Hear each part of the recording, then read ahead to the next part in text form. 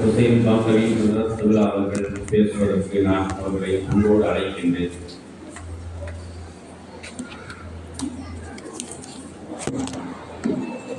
அஸ்ஸலாமு அலைக்கும் வரஹ்மத்துல்லாஹி வபரகாத்துஹு.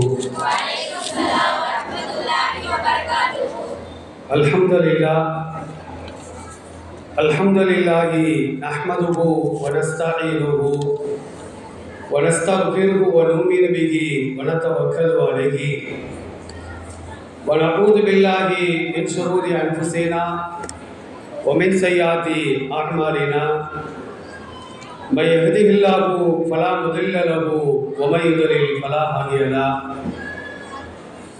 ونشهد ان لا اله الا الله وحده لا شريك له ونشهد ان سيدنا محمدا عبده ورسوله اما بعد فقد قال الله تبارك وتعالى في محكم التنزيل والفرقان المجيد: أعوذ بالله من الشيطان الرجيم إن الله وملائكته يصلون على النبي يا أيها الذين آمنوا صلوا عليه وسلموا تسليما.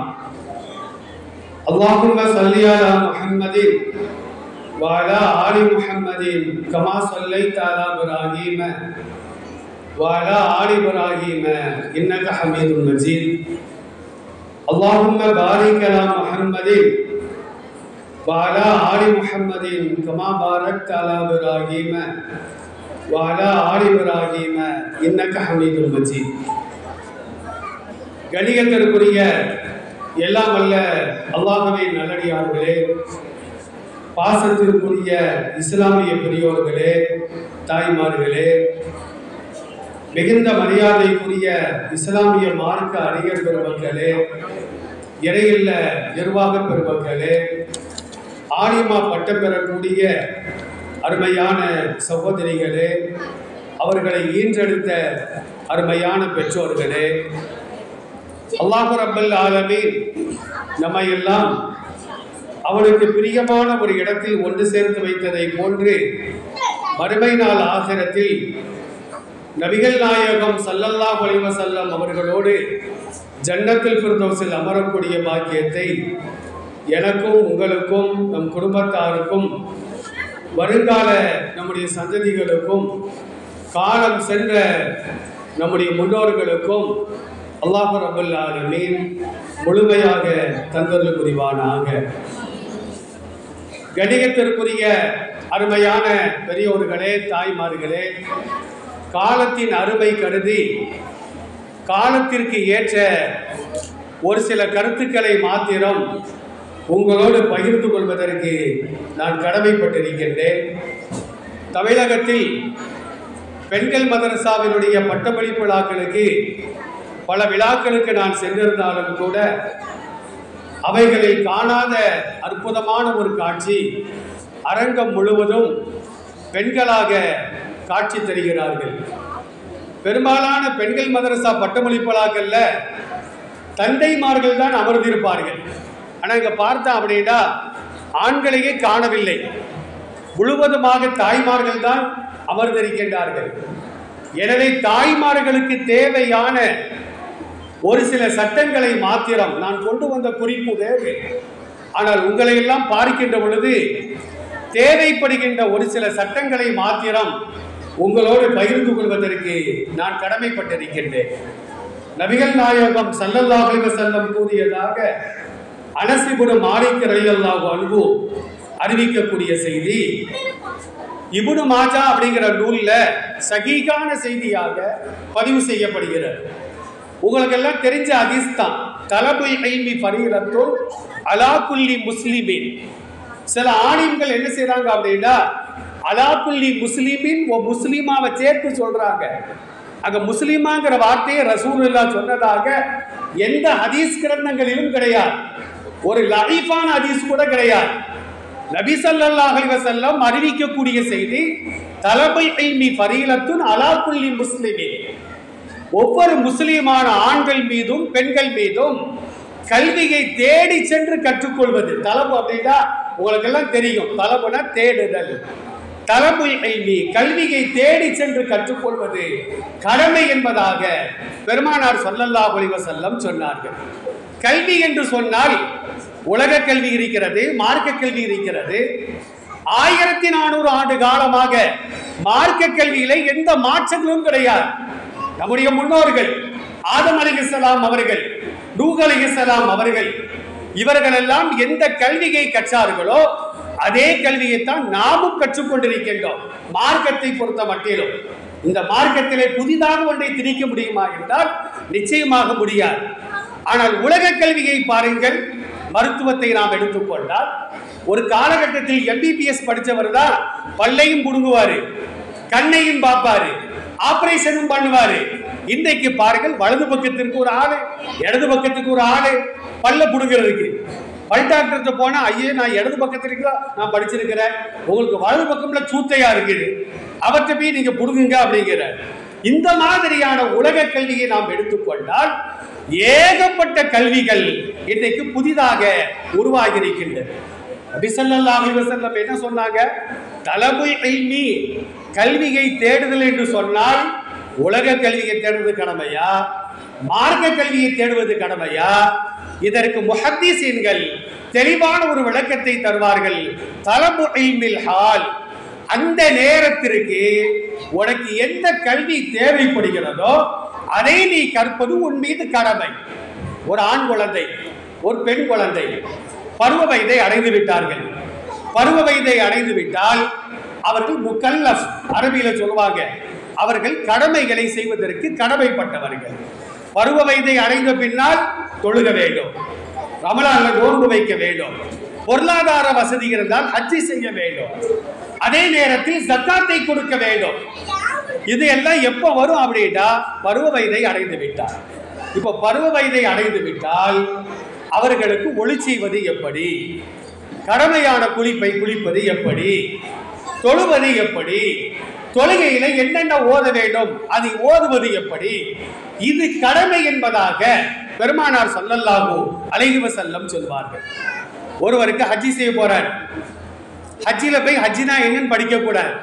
ஹஜ்ஜிக்கு முன்னாலேயே ஹஜ்ஜினா என்ன, உம்ரானா என்ன, ஹஜ்ஜில் எதுவெல்லாம் கூடும், உம்ராவில் எதுவெல்லாம் கூடும். ஏன்னா நம்ம தாய்மார்களை நாம் பார்க்கின்ற பொழுது, சமீபத்தில் உம்ராவுக்கு நான் போயிருந்தேன். உம்ராவுக்கு எஹ்ராம் கட்டிய நிலையில உயிரினங்களை கொல்லுவது கூடாது. ஒரு 5 உயிரினங்கள் அதை கொல்லலாம் என்று பெருமானார் ஸல்லல்லாஹு அலைஹி வஸல்லம் அனுமதி தருவார்கள். அந்த 5 அல்லாத மற்ற உயிரினங்களை கொல்லுவது கூடாது. போய் பார்த்தோம் அப்படின்னா பொம்பளைங்க வட்டமா பார்த்துட்டு பேன் பார்த்துக்கிட்டு இருக்கிறாங்க, பேன் பார்த்து பேனை கொண்டுகிட்டு இருக்கிறாங்க. நான் சொன்னேன், ஏம்மா பேன் என்பது ஒரு உயிரினம். இஹ்ராமுடைய நிலையில ஒருத்தர் பேனை கூட கொல்லுவது கூடாது. எங்களுக்கு அப்படிலாம் சொல்லி தரலையே அந்த அம்மா 2வது நம்மள்கிட்ட. இப்ப நான் சொல்றேன்லம்மா, தெரியாத ஒன்றை தெரிந்தவர்கள் கற்றுத் தருகின்ற பொழுது அதை ஏற்றுக்கொள்ள வேண்டும். அப்ப இந்த மாதிரி உம்ராவிற்கு செல்வதற்கு முன்னால், ஹஜ்ஜிக்கு செல்வதற்கு முன்னால் ஹஜ்ஜினா என்ன, உம்ரானா என்ன, அதை நாம் தெரிந்து கொள்ள வேண்டும். இல்லை என்றால் அங்க போய் பேன் பார்த்துக்கிட்டு தான் இருக்கணும். சில பேர் என்ன செய்றாங்க தெரியுமா? எஹ்ராம் ஆடையில இருக்கும் பொழுது திருமணம் செய்வது கூட மார்க்கம் தடை செய்கிறது. எஹ்ராம் ஆடையில இருக்கும் பொழுது திருமணம் செய்வது கூட, திருமணம் நடத்தி வைப்பதும் கூட, திருமணம் சம்பந்தமான பேச்சுக்களை பேசுவதும் கூட. ஆனா நம்ம பெண்கள், ஆண்கள் என்ன செய்றாங்க தெரியுமா? காபத்துள்ளால உட்கார்ந்துக்கிட்டு, எஹ்ராம் ஆடையோடு உட்கார்ந்துக்கிட்டு, ஓ மகளை என் மகளுக்கு பேசிடுவோமா இந்த புண்ணியமான இடத்துல என்று அவர்கள் என்ன செய்கிறார்கள்? மார்க்கத்தை கற்காத காரணத்தினால் எதை செய்வது கூடாதோ அதை செய்து கொண்டிருக்கிறார்கள். அதனால்தான் ரசூலுல்லாஹ் சொன்னாங்க, கல்வியை கற்பது சுன்னத்தல்ல, முஸ்தஹப் அல்ல, விரும்பத்தக்க காரியம் அல்ல, அது ஃபரீலா. தொழுகை எப்படி கடமையோ, நோன்பு எப்படி கடமையோ, ஜக்காத் எப்படி கடமையோ, ஹஜ்ஜி எப்படி கடமையோ, உறவினர்களை சேர்ந்து வாழ்வது எப்படி கடமையோ, அண்டை வீட்டாரை அனுசரித்து வாழ்வது எவ்வாறு கடமையோ, சகோதர சமுதாயத்தவர்களோடு இணக்கமாக வாழ்வது எப்படி கடமையோ, அது போன்றுதான் கல்வியை கற்பதும் கடமை. உறவினுடைய அந்த கடமைகளை நாம் தெரிந்தால்தான் உறவுகளை சேர்ந்து வாழ முடியும். நபி ஸல்லல்லாஹு அலைஹி வஸல்லம் ஒரு சஹீஹான ஹதீஸ்ல சொல்லுவாங்க, அல்லாஹ் ரப்பல் ஆலமீன் ஒவ்வொரு நாள் இரவிலும் முதல் வானத்தின் பக்கம் தன் கவனத்தை செலுத்துகின்றார். ஹதீசுகள்ல வருகிறது. நாம வருஷத்துல ஒரு நாள் இரவும் நாம நினைச்சுக்கிட்டு இருக்கிறோம். தயவு செய்து அப்படி நினைக்காதீர்கள். ஒவ்வொரு நாள் இரவிலும் ஃபீகுல்லி லைலா ஹதீசுகள்ல பதிவு செய்யப்படுகிறது. ஒவ்வொரு நாள் இரவிலும் இலஸ்ஸமாயி துன்யா முதல் வானத்திற்கு அல்லாஹ் வருகிறார், கவனத்தை செலுத்துகின்றார். அலாமன் முஸ்தக்ஃபிருன் ஃபஅக்ஃபிர் லஹு, யாராவது பாவ மன்னிப்பு தேடுவார்களா, அவர்களின் பாவங்களை நான் மன்னிக்கின்றேன். யாராவது தன்னுடைய சோதனைகளை முறையிடுவார்களா, சோதனைகளை நான் நீக்கி வைக்கிறேன். ஏதாவது தேவைகள் இருக்குமா, தேவைகளை கேளுங்கள், நான் அதை தந்து விடுகிறேன் அல்லாஹ் சொல்லுகின்றார். அந்த நேரத்தில் நம்ம குரட்டை விட்டு தூங்கிட்டு இருக்கிறோம். ரமலான்ல பாருங்க, சகருக்கு நாம எந்திக்கிறோம். இன்னைக்கு சகர் சிந்தனைங்கிற பேர்ல சகருக்கு எந்திச்ச உடனே டிவியில் இன்னைக்கு யார் பேசுறார், பயான கேட்கிறது. ஒரு அசர்த்து கூடும்பாரு, ஒருத்தர் கூடாதும்பாரு. இவருக்கு மண்டை புலம்பிரும். போட்டு இதே இடத்தை போட்டு பார்க்க நல்ல படப்பாடல் போடுறாங்க, அதை கேட்போம் பார்ப்போம். கடைசியில் சகர்ல மண்ணலி போட்டுருவோம்.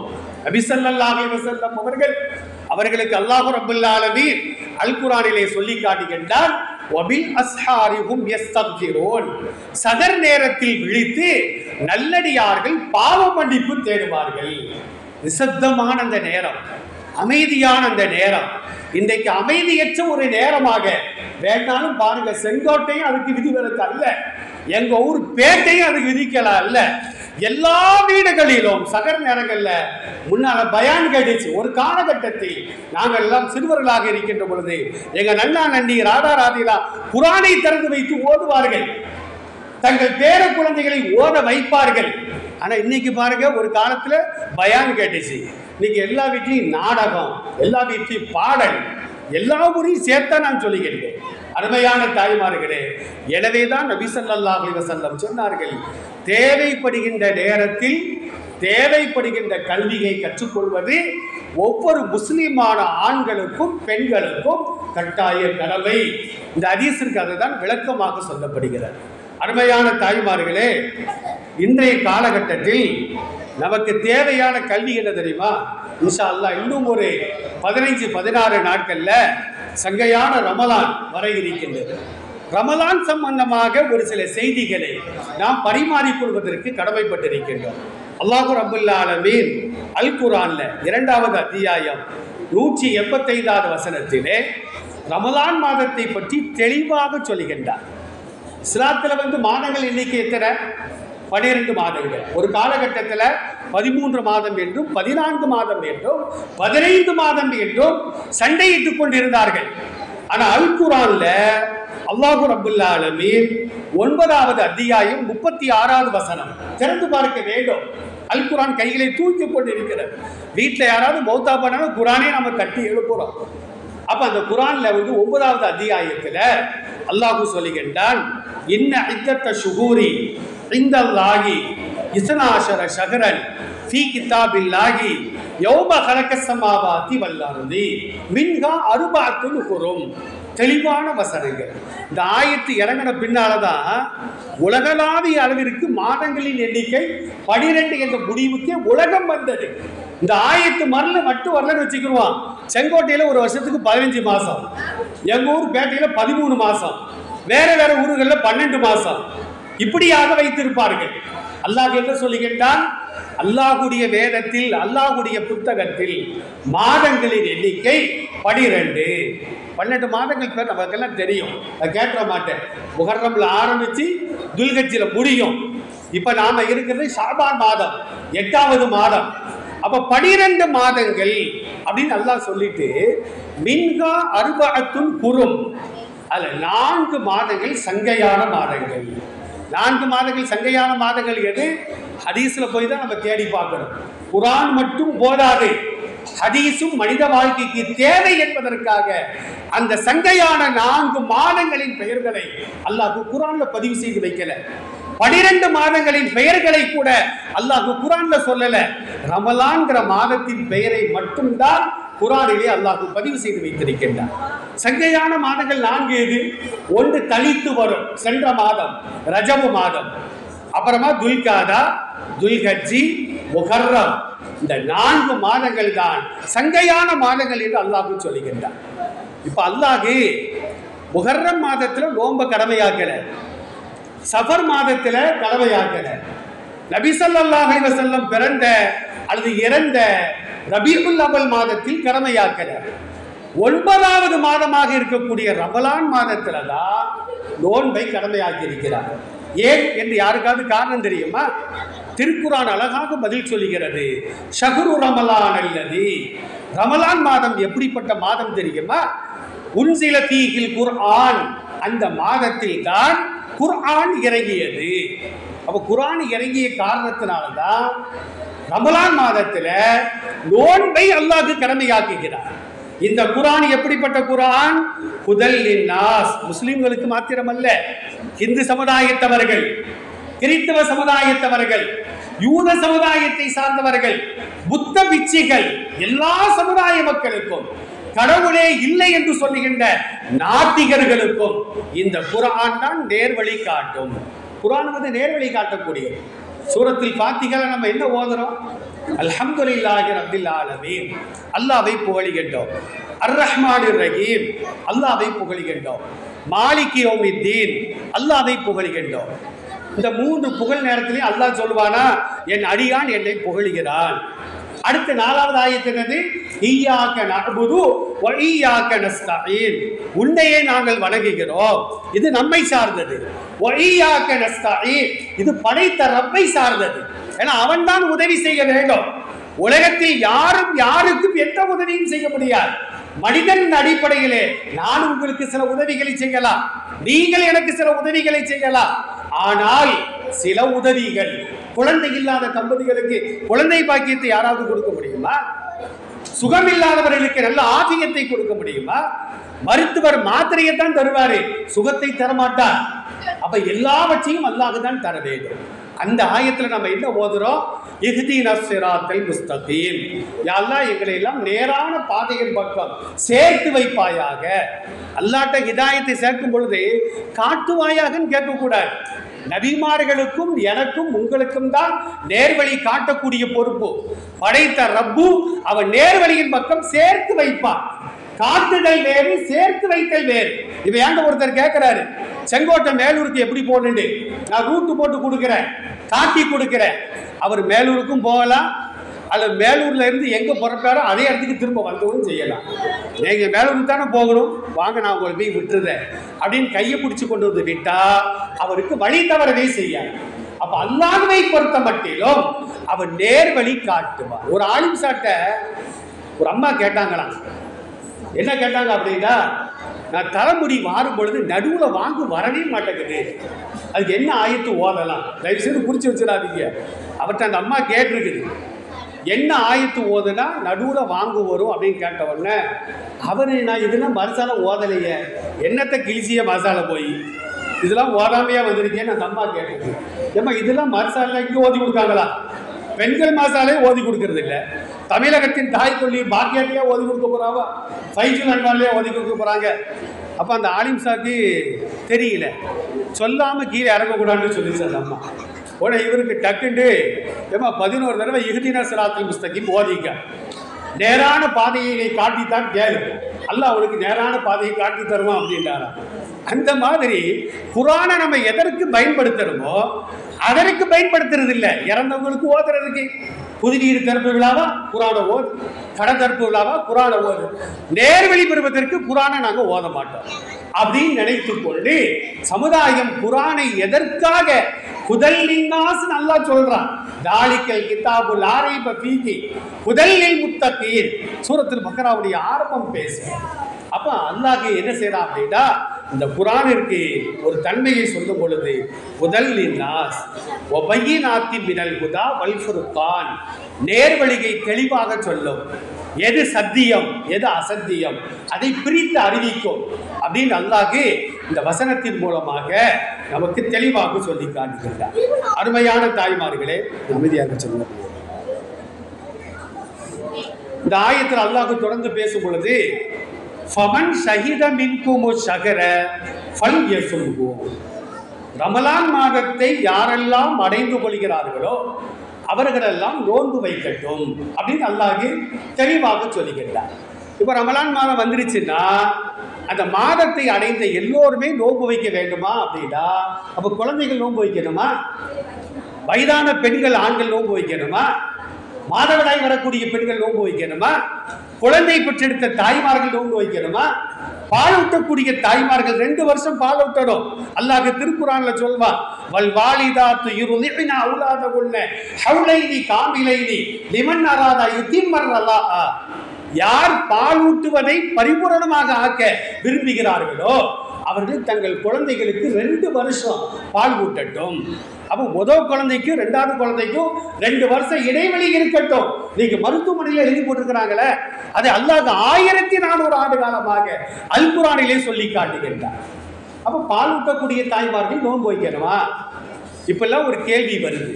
அதான் அல்லாஹ் சொல்லுகின்றான், வமன்கான மரீலன் அவ் அலா சஃபரின் ஃபஇத்தத்தும் மின் அய்யாமின் உஹர். அதாவது பருவ வயதை அடைந்தால்தான் நோன்பு கடமை. இப்ப ஆண்களை பொறுத்த மட்டிலும் நோன்பு வைத்தே ஆக வேண்டும். பருவ வயதை அடைந்த பெண்களை பொறுத்த மட்டிலும் ஒரு மாதத்தில் சில நாட்கள் நோன்பை நோக்க வேண்டிய நிலைமை இல்லாமல் போய்விடும். ஆயிஷா ரலியல்லாஹு அன்ஹா அறிவிக்கக்கூடிய செய்தி புகாரி முஸ்லிம் போன்ற நூல்கள்ல சஹீஹான செய்தியாக பதிவு செய்யப்படுகிறது. ஆயிஷா ரலியல்லாஹு அன்ஹா சொல்றாங்க, நாங்கள் மாதவிடாய் வரக்கூடிய பெண்களாக இருப்போம். எங்களை பார்த்து ரசூலுல்லாஹ் சொல்லுவாங்க, நீங்க நோன்பு வைக்காதீங்க, அது ஹராம். தொழுகாதீர்கள், அது உங்களுக்கு ஹராம். தவாஃபு செய்யாதீர்கள், இறையில்லமாம் திரு காபாவை தவாஃபு செய்யாதீர்கள், அது உங்களுக்கு தடை செய்யப்பட்டது. குர்ஆனை எடுக்காதீர்கள், அது உங்களுக்கு தடை செய்யப்பட்டது. இப்படிலாம் ரசூலுல்லாஹ் எங்களை பார்த்து சொல்வார்கள் அப்படின்னு சொல்லிட்டு ஆயிஷா சொல்றாங்க, ரமலான்ல விடுபட்ட நோன்பை நாங்கள் கலா செய்யுமாறு எங்களுக்கு சொல்வார்கள். தயவு செய்து தாய்மார்கள் கவனமாக கேட்கிறோம். பெரும்பாலான ஊர்களில் ரமலான விடுபட்ட நோன்பு அதோட பாத்தியா ஓதிடுறாங்க. அதை கலாலாம் செய்கிறதே இல்லை. நோன்பை கலா செய்ய வேண்டும், தொழுகையை கலா செய்ய வேண்டிய அவசியம் இல்லை. பெண்களுக்கு இடப்பட்ட அற்புதமான ஒரு சலுகை இது. தொழுகையை கலா செய்ய வேண்டிய அவசியம் இல்லை. ஒரு பெண்ணுக்கு 5 நாட்கள் தீட்டு ஏற்படுகிறது என்றால் 25 வக்து தொழுக போகுது, அதை கலா செய்ய வேண்டிய அவசியம் இல்லை.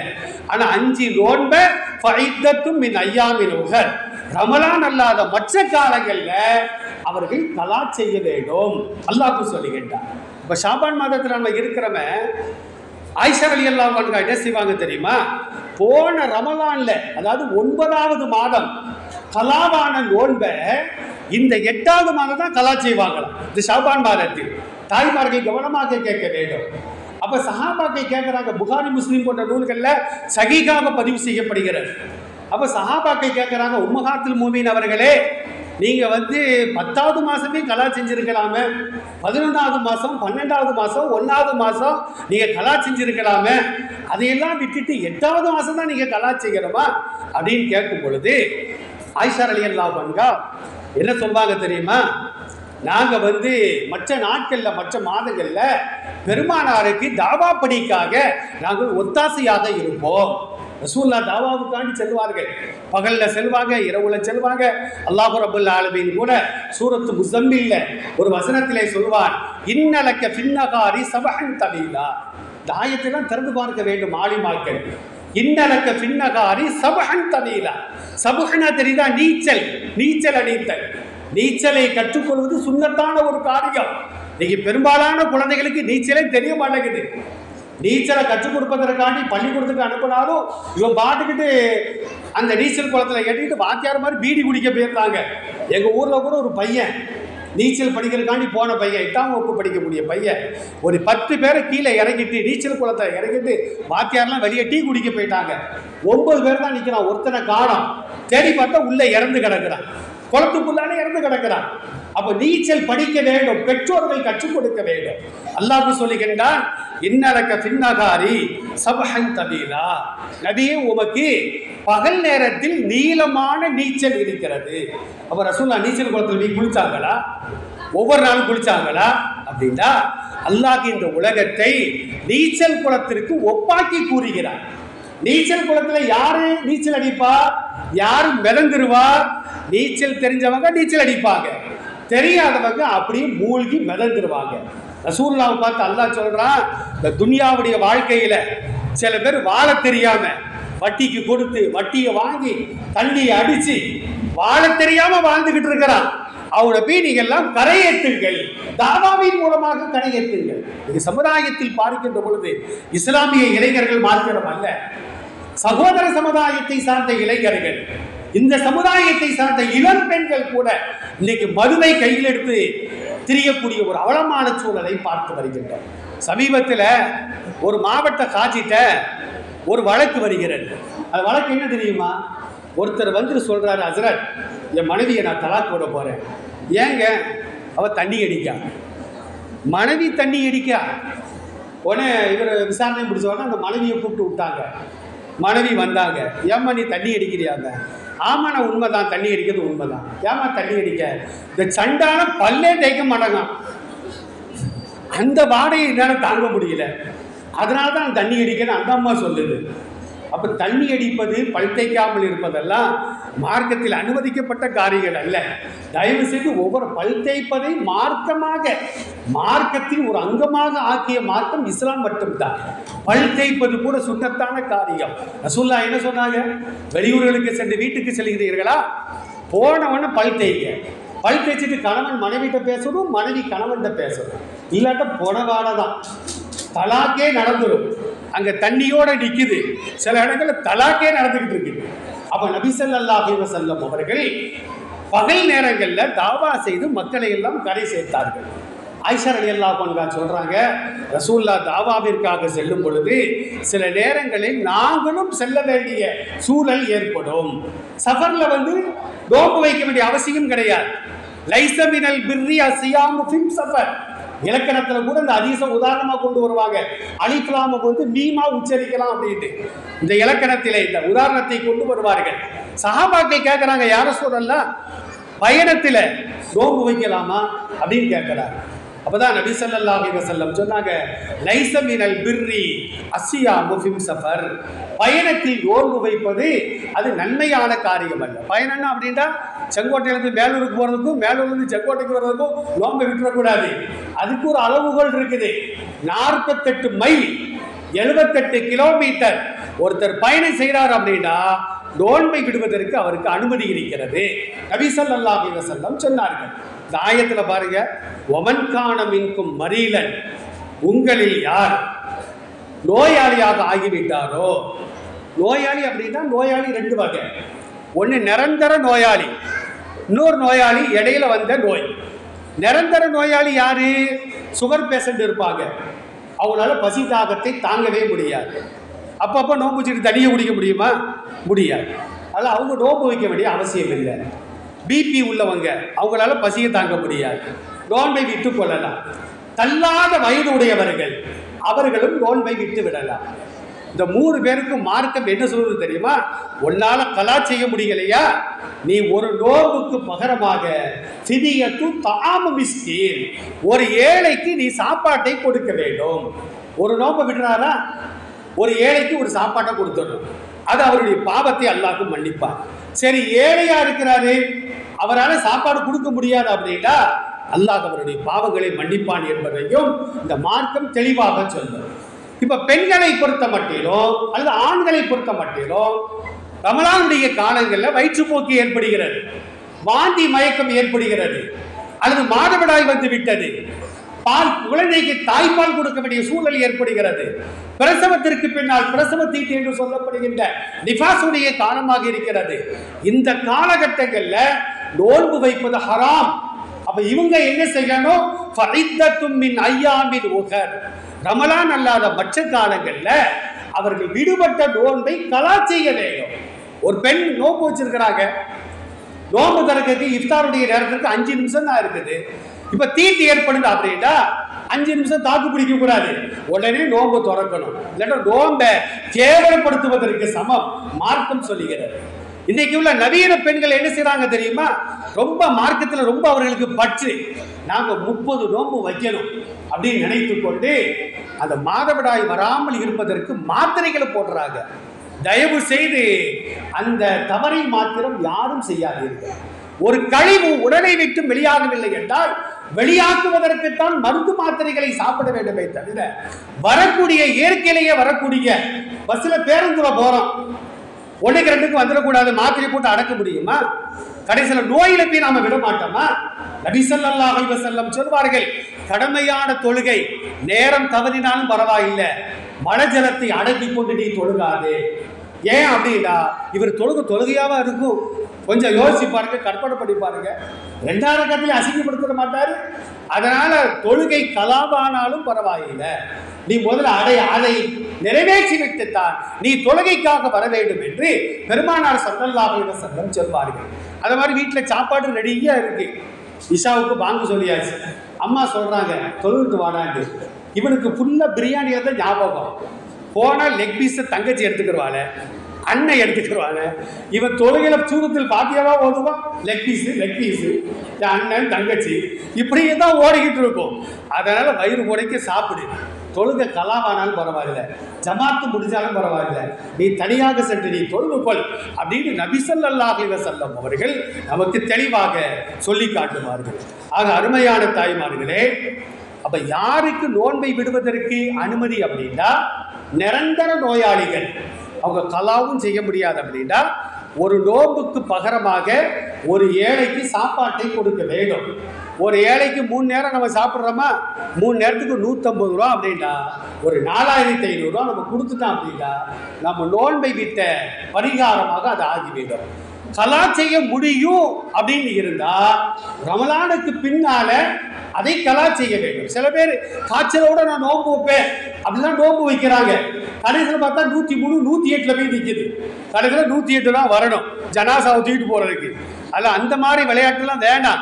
மார்க்கம் அனுமதி தரும் பொழுது அந்த அனுமதியை நாம் பயன்படுத்தி கொள்ள வேண்டும். சரி, நோன்புனா என்ன? நோன்பு என்று சொன்னால் குறிப்பிட்ட நேரத்திற்கு சாப்பிடுவது கூடாது, நீர் அருந்துவது கூடாது, உறவு கொள்வது கூடாது, புறம் பேசுவது கூடாது, தவறான காட்சிகளை பார்ப்பது கூடாது, கேட்பதும் கூடாது, எண்ணுவதும் கூடாது. இதுக்கு பேர் தான் நோன்பு.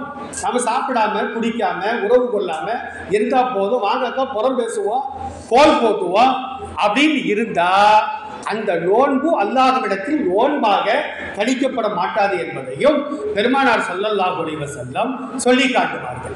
ரமலானுடைய காலகட்டத்தில் ஒரு ஆணோ ஒரு பெண்ணோ நோன்பு வைத்த நிலையில் மறதியாக சாப்பிட்டு விட்டாலோ குடித்து விட்டாலோ ஞாபகம் வந்தவுடன் அதை அப்படியே ஸ்டாப் பண்ணிடணும், நிப்பாட்டிடணும். நபி ஸல்லல்லாஹு அலைஹி வஸல்லம் அவர்களுக்கு அல்லாஹ் திருக்குர்ஆனிலே சொல்லி காட்டுவான், இறைவா, நாங்கள் தவறுதலாக ஒரு காரியத்தை செய்து விட்டாலோ அல்லது மறதியாக ஒரு காரியத்தை செய்து விட்டாலோ எங்களை நீ குற்றம் பிடித்து விடாதே என்று நல்லடியார்கள் துவா செய்வார்கள் என்று அல்லாஹ் திருக்குர்ஆனிலே சொல்லி காட்டுகின்றார். ருஃபிஅ அன் உம்மத்தி அல் ஹதமு வன் நிஸ்யான். ரசூலுல்லாஹ் சொல்வாங்க, என் சமுதாயம் தவறுதலாக மறதியாக ஒரு தவறை செய்து விட்டால் அல்லாஹ் அதற்கு குற்றம் பிடிக்க மாட்டான். ரமலானுடைய ஆரம்பத்தில் பாருங்க, சில பேர் நோம்பு 1 அன்னைக்கு நானே குடிச்சிருக்கிறேன் தண்ணியை தகார வச்சுக்கிறாங்க, தண்ணியை குடிச்சிருக்கிறேன், மறந்து போய் ஞாபகம் வந்துடும். அகடி வாயில கையை விட்டு வாங்கி எடுக்கணும்னு அவசியம் கிடையாது. உள்ள போனதுதான் அல்லாஹ் மன்னித்து விடுவார். சரி, இப்போ ஒரு தம்பதிகள் நோன்பு வைத்த நிலையில நோன்புன்னு தெரியாம உறவு கொண்டால், உறவு கொள்ளும் பொழுது அவர்களுக்கு ஞாபகம் வந்தால் விலகி கொள்ள வேண்டும். உறவெல்லாம் முடிச்சுட்டு அப்புறமா தான் ஞாபகம் வருது, பரவாயில்லை. அவர்கள் தவறுதலாக செய்திருந்தால், மறதியாக செய்திருந்தால் அல்லாஹ் அந்த பாவத்தை மன்னிப்பார். ஆனால் அதே நேரத்தில் ஒரு தம்பதி நோன்பு வைத்த நிலையில் பகல் நேரத்தில் உறவு கொண்டால் அந்த நோன்பு முறியும். அதுக்கு என்ன பரிகாரம் தெரியுமா? ஒரு நபித்தோழர் வருகிறார், சஹீஹான ஹதீஸ்கள்ல பதிவு செய்யப்படுகிறது. ஒரு நபித்தோழர் வருகிறார், யார சூழல்லாம், நான் ஒரு பெரிய பாவத்தை பண்ணிட்டேன், அகீம் அலிக ஹுதூத் அல்லாஹ், அல்லாஹுடைய தண்டனை எனக்கு தாருங்கள் என்று கேட்கின்றார். என்னப்பா பாவம் பண்ண? இல்லை, நோன்பு வச்ச நிலையில மனைவியோடு உறவு கொண்டுட்டேன் அப்படின்ற உடனே நபி ஸல்லல்லாஹு அலைஹி வஸல்லம் சொன்னார்கள், தோழரே, அது பெரும் பாவம். அந்த பாவத்தை செஞ்சதுனால ஒரு அடிமையை நீங்கள் விலை கொடுத்து வாங்கி உரிமை விட வேண்டும் என்று சொன்னார்கள். அடிமை என்று சொன்னால் ரசூலுல்லாவுடைய காலத்தில் இன்னைக்கு மார்க்கெட்டில் கத்திரிக்காய் வெண்டைக்காய் வைக்கிற மாதிரி மனிதர்களே விற்பனை செய்வார்கள். அந்த ரசூலுல்லா அடியோடு ஒழித்து கட்டினார்கள். ஒரு அடிமை என்பது ஒரு 10 லட்சம் ரூபாய் 20 லட்சம் ரூபாய் இருக்கும். அதை வாங்கி நீ சுதந்திரமானவன், நீ அடிமை அல்ல என்று அவரை உரிமை விட வேண்டும். அப்போ அவர் சொன்னார், யார சொல்லலாம், நானே ஒரு முசாஃபரா இருக்கிறேன், யாராவது தருவாங்களா நான் எதிர்பார்த்துட்டு இருக்கிறேன், நான் எப்படி ஒரு அடிமையை வாங்கி உரிமை விட முடியும் அப்படிங்கிறார். உடனே நபி ஸல்லல்லாஹு அலைஹி வஸல்லம் 2வதா சொன்னாங்க, நீ 2 மாதம் தொடர்ந்து நோன்பு வைத்தாங்க. நல்லா கவனமா கேட்கணும். ஒரு நோன்பை விட்டதற்கு ரசூலுல்லாஹ் சொல்லக்கூடிய வார்த்தை 2 மாதம் தொடர்படியாக நீ நோன்பு வைக்க வேண்டும். அதுல இடையில ஒரு நாள் நீ சேட்டை பண்ணுன, அதுக்கு 2 மாசம், அப்புறமா அதுக்கு 2 மாசம், நீ காலம் முழுக்க நோன்பு வச்சுக்கிட்டே தான் இருக்கணும் அப்படின்ற உடனே யாரும் சொல்லலாம், இந்த ஒரு நோம்புல என்னால தாக்கு பிடிக்க முடியல, இதுல வேற 2 மாசம் நோன்பு வச்சா நான் என்ன செய்ய முடியும், வேற ஏதாவது இருக்கான்னு கேட்ட உடனே 60 ஏழைகளுக்கு சாப்பாடு கொடு அப்படின்றாங்க. முடியவே முடியாது யாரும் சொல்லலாம், நானே அடுத்த நேரத்துக்கு சாப்பாடுக்கு பிச்சை எடுத்துக்கிட்டு இருக்கிறேன், நான் எப்படி 60 முசாஃபிர்களுக்கு கொடுக்க முடியும் அப்படின்றவரை ஒரு நிலைமை பரிதாபமாக இருக்கு. உட்காருங்கட்டாங்க ரசூலுல்லாஹ். கொஞ்ச நேரத்தில் ஒரு நபி தோழர் ஒரு கூடை நிறைய பேரித்தங் கனிகளை கொண்டு வந்தார். ரசூலுல்லாஹ் அதை கீழே வச்ச உடனே இவரை கூப்பிட்டு இருந்தாப்பா, இந்த கூடை நிறைய பேரிச்சம்பழம் இருக்கு, இதை கொண்டு போய் 60 பேருக்கு நீ கொடுத்துரு அப்படின்ற உடனே அவர் கூடையை தலையில வச்சுக்கிட்டு சிரிச்சுக்கிட்டே நிற்கிறார். ஏன்பா என்னப்பா, இல்லை நான் இந்த மதீனால போய் என்ன விட ஏழைகள் 60 பேரை நான் தேடி கண்டுபிடிக்கிறதா, அதனால் இந்த 60 பேர் பேரை சொல்லி நானே வச்சுக்கிட்டான்னு கேட்டேன். ரசூலுல்லாஹ் சிரிச்சாங்க. கடவாய் பற்கள் தெரிகின்ற அளவிற்கு சிரித்த தருணங்கள் 3 தான். மற்ற நேரங்களில் புன்னகை சிரிப்போம். அப்ப கடவாய் பற்களை தெரிகின்ற அளவிற்கு நபி ஸல்லல்லாஹு அலைஹி வஸல்லம் சிரித்து விட்டு 60 பேருடைய சாப்பாட்டை நீயே வச்சுக்க, ஆனா இந்த சட்டம் உனக்கு மட்டும்தான், பின்னால வரக்கூடிய சமுதாயம் 60 பேருக்கு சாப்பாடை கொடுத்தே ஆகணும், அதுக்காண்டி உப்புமாவா கொடுத்துடக்கூடாது, நாம சாப்பிடுற சாப்பாட்டை நாம ஏழைகளுக்கு கொடுக்க வேண்டும் என்று நபி ஸல்லல்லாஹு அலைஹி வஸல்லம் அவர்கள் அந்த ஹதீஸின் மூலமாக தெளிவாக சொல்லி காட்டுகிறார்கள். அருமையானவர்களே, ரமலானுடைய சட்டங்கள், ரமலானுடைய காலகட்டங்களில் ஆண்களுக்கு சில சலுகைகள் உண்டு. நறுமணங்கள் பூசலாமா, சில பேர் ரமலானில் 30 நாள் பல்லே தேய்க்கிறது இல்லை. ரமலானுக்கு பின்னால நேரம் பல் டாக்டருக்கு தான் போறது, பல்ல போடுங்க. நபி ஸல்லல்லாஹு அலைஹி வஸல்லம் நோன்பு வைத்த நிலையிலே பல் தேய்ச்சிருக்கிறாங்க, அதே நேரத்தில் குளிச்சிருக்கிறாங்க. அப்துல்லா இப்னு மஸ்ஊத் ரலியல்லாஹு அன்ஹு சொல்றாங்க, நாங்கள் ஒரு கல் தொட்டி வைத்திருப்போம், வீடுகளை சிமெண்ட் தொட்டி வச்சிருக்க மாதிரி, அந்த கல் தொட்டியில தண்ணீரை வைத்து நாங்கள் குளிப்போம். அப்துல்லா இப்னு மஸ்ஊத் ரலியல்லாஹு அன்ஹு சொல்றாங்க, நபி ஸல்லல்லாஹு அலைஹி வஸல்லம் பல் தேய்ச்சிருக்கிறாங்க, ரத்தம் குத்தி எடுத்திருக்கிறாங்க, ரத்த தானம் செய்யலாம், நமக்கு உடம்புல தாக்கத்தில் இருந்தால் நறுமணங்கள் பூசிக்கொள்ளலாம், அதே நேரத்தில் மாதவிடாய் வரக்கூடிய பெண்ணோடு மனைவியோடு படுத்துக் கொள்ளலாம், மார்க்கத்தில் அனுமதி இருக்கிறது. இப்ப பெண்களை பொறுத்த மட்டும் வீட்டில் மாமனார் மாமியார் வயசானவங்களாக இருந்தால் அவங்களுக்கு சாப்பாடு செய்யணும், உப்பு கூடிடக்கூடாது, உரப்பு கூடிடக்கூடாது. மூசாசத்து வந்துட்டு இருக்கிறாங்க என்னுடைய பிள்ளை, அப்போலேருந்து அவரை நான் தேடிக்கிட்டே இருக்கேன், நன்றி ஊரை சொல்றதுக்கு கரெக்டாக நேரம் தவறாமல் வந்துக்கிட்டு இருக்கிறேன். அப்போ இப்போ நம்ம உப்பு கூடிடக்கூடாது, ஏற்கனவே சண்டையாக தான் இருக்கும் வீட்டில், இதில் வேற இது ஒரு சண்டையா. அப்போ நம்ம என்ன செய்யலாம், மார்க்கம் என்ன செய்கிறது, உப்பை பார்ப்பதற்காக லேச தொட்டு நாக்கில் வைக்கலாம். கறி வெந்துட்டான் வென்று தின்றக்கூடாது, நோம்பு மொத்தமாக போயிடும். அதனால் கறி வெந்திருக்கான் லேசாக கையை வச்சு பார்க்கலாம், உப்பு உரப்பு இருக்காண்டு நாக்கில் லேசாக வச்சு பார்க்கலாம், அதற்கு மார்க்கம் அனுமதி தருகிறது என்பதை பெருமானார் ஸல்லல்லாஹு அலைஹி வஸல்லம் அவர்கள் நமக்கு தெளிவாக சொல்லி காட்டுகிறார்கள். தயவு செய்து இந்த சதர் நேரத்தில் எழுந்து குர்ஆனை ஓத வேண்டும், பாவ மன்னிப்புகள் தேட வேண்டும், அதே நேரத்தில் இஸ்திக்பார்கள் செய்ய வேண்டும், தௌபா செய்ய வேண்டும், திக்ருகள் செய்ய வேண்டும். அந்த நேரம் ஒரு பொன்னான நேரம். சில பேருக்கு என்னை போன்றவங்களுக்கு வருஷத்துல 1 மாசம் தான் சகர் நேரத்தை கண்ணுக்கு தெரியும். அந்த நேரத்திலையும் போயிட்டு செல்ல நோண்டிக்கிட்டு டிவியை பார்த்துக்கிட்டு வம்பு பேசிக்கிட்டு இருந்தா நம்மளை விட நஷ்டவாளிகள் யாரும் இல்லை என்பதையும் இந்த நேரத்தில் நான் கேட்டுக்கொள்வதற்கு கடமைப்பட்டிருக்கின்றேன். அருமையான பட்டம் பெறக்கூடிய சகோதரிகளே, உங்களுக்கு ஒரே ஒரு வார்த்தை, அல்லாஹ் ரப்பல் ஆலமீன் அல் குர்ஆன்ல 6வது அத்தியாயம் 67வது வசனத்துல சொல்றா, யா அய்யுஹர் ரசூல் பல்லிக் மா உன்சில இலைக்க ரப்புக மின் ரப்பிக்க, உன் இறைவனுடைய புறத்திலிருந்து உனக்கு எது கல்வியாக கற்றுக் கொடுக்கப்பட்டதோ அதை பிறருக்கு நீ எடுத்து சொல்வீராக. சில பேர் தப்லீக் என்பதற்கு எத்தி வைப்பீராக அப்படின்னு அர்த்தம் வைப்பாங்க. தமிழ் அகராதில் எத்தி வைப்பீராக அப்படின்னா காலவசியத்திற்கு தான் எத்துறது. அப்படி எடுத்து சொல்வீராக, எடுத்துரைப்பீராக அப்படின்னு அல்லாஹ் சொல்லுகின்றார்.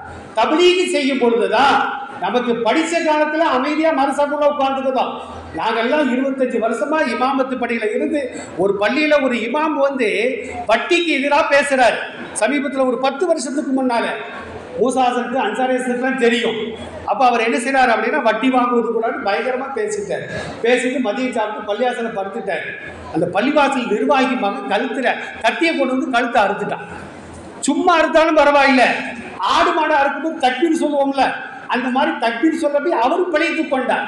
தக்பீர் சொன்ன விழிச்சிட்டாரு. எந்திரிச்சார்ல லேசா ஒரு நரம்பு கட்டாயி ரத்தம். எதற்காக?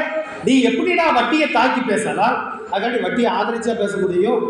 ஒரு ஊரில் போய் நான் பேசி மாட்டிக்கிட்டேன். வட்டி மூசான்ட்டேன். மூசா கோச்சிக்க கூடாது. பெரும்பாலும் பாருங்க பேட்டை ரவுடி வட்டி மூசாம்பாங்க. ஏன்னா மூசா அலிஸ்லாம் காலத்தில் தான் வட்டி தடை செய்யப்பட்டது. வட்டி மூசாக்களே அப்படின்ட்டேன்.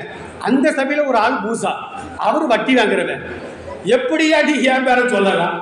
அவன் சண்டைக்கு வந்து இன்னொரு இடத்துல பயானுக்கு போயிருக்கும் போது ராத்திரி 11:30 மணி மார்க்க சொற்பொழிவு பேசிக்கிட்டு இருக்கிறேன். கூட்டத்தில் உட்கார்ந்து ஒரு ஆள் குப்புன்னு எழுச்சிட்டாரு. ஏய் பேச்ச நிப்பாட்டியா, தராவி தொழுக வேணாம், அது ரமலான் மாதமும் கிடையாது, ரபியுல் அவல் மாதம். நீ பாட்டுக்கு பேசிட்டு இருக்கிற, நாங்கள் தராவி தொழுக வேணாம். அவர் போட்டு ஆடாமல் நிற்காரு, நான் போடாமல் ஆட ஆரம்பிச்சுட்டேன். உடனே மகள நிர்வாகி தலைவர் எக்ஸ் ஆர்மி நேரிலிருந்து ஒரே பாய்ச்சல் அவர் மேலே பாஞ்சி அடிச்சு ஒரு அம்மா வாரியில் கொண்டு வந்தாங்க. யாருன்னு கேட்ட அவர் பொண்டாட்டி தான், வேறு யாரும் இல்லை. அந்த அம்மா வாரியில் கொண்டு வந்து நல்ல நைய போடைங்க, இந்த மனுஷனுக்கு இதுதான் வேலையா இருக்கு அப்படின்னு அந்த அம்மா சொல்லி, இந்த மாதிரிலாம் தப்லீக் செய்யும் பொழுது நமக்கு சிவப்பு கம்பளம் விரிக்க மாட்டார்கள். நிச்சயமாக கத்தியின் மீது தான் நடக்க வேண்டிய ஒரு சூழல். இன்றைக்கு எத்தனையோ பள்ளிவாசல்கள்ல, செங்கோட்டையில் எப்படி எனக்கு தெரியல, பெரும்பாலான பள்ளிவாசல்கள்ல இமாம்கள் சேரும் பொழுது சத்தியத்தை சொல்வது கூடாது, கட்டுக்கதைகளைத்தான் நீங்கள் பேச வேண்டும். குர்ஆன் ஹதீஸ்லாம் ஒரு பக்கமாக இருக்கட்டும், நம்ம முன்னோர்கள் எப்படி வாழ்ந்தார்களோ அந்த வாழ்க்கையை தான் நீங்கள் ஜும்மாவில் பேசணும் அப்படின்னு பகிரங்கமாக அந்த இமாம்களுக்கு. அப்ப நாங்கள் ஏன் குர்ஆன் ஹதீஸ் படிக்கிறோம்? இந்த பிள்ளைகளுக்கு ஏன் நாங்கள் படிச்சு கொடுக்கணும்? பேசாம வேற வேற கதைகளை நாங்கள் படிச்சு கொடுக்க வேண்டியதால எத்தனையோ குப்பைகள் இருக்கிறது, அதை நாங்கள் படித்திருக்கலாமே, படித்து கொடுக்கலாமே. தயவு செய்து கழுத்துக்கு கத்தியே வந்தாலும் கூட சத்தியத்தை விட்டும் ஒரு காலம் பிந்துவது கூடாது. நமக்கு இரணத்தை தரக்கூடியவன் படைத்த ரப்பு என்பதை மாத்திரம் நீங்கள் ஞாபகத்தை வைத்துக் கொள்ள வேண்டும். எல்லாம் வல்ல அல்லாஹ் ஜல்லஷானஹு தஆலா நீங்கள் கற்ற கல்வியிலே அல்லாஹ் உங்களுக்கு பரக்கத்தை செய்வானாக. சத்தியத்தை சொல்லக்கூடிய நாவாற்றலையும் எழுத்தாற்றலையும் அல்லாஹ் உங்களுக்கு தருவானாக என்று பிரார்த்தனை செய்தவனாக எனக்கு வாய்ப்பளித்த என்னுடைய அருமையான பிள்ளைகள் மூசா ஃபைசி ஹசரத் அவர்களுக்கும் மஹ்பூப் அன்சாரி ஹசரத் அவர்களுக்கும், எனக்கு முன்னால் வீர உரையாற்றிய ஷவுகத் அலி அவரும் என்னுடைய மாணவர் தான், அவருக்கும் என்னுடைய நன்றியை நான் தெரிவித்துக் கொள்கின்றேன். அமைதியாக இருந்து செவிப்படுத்த தாய்மார்களுக்கும் அன்பான சலாம் கூறி விடைபெறுகின்றேன். அஸ்ஸலாமு அலைக்கும் வரஹ்மத்துல்லாஹ்.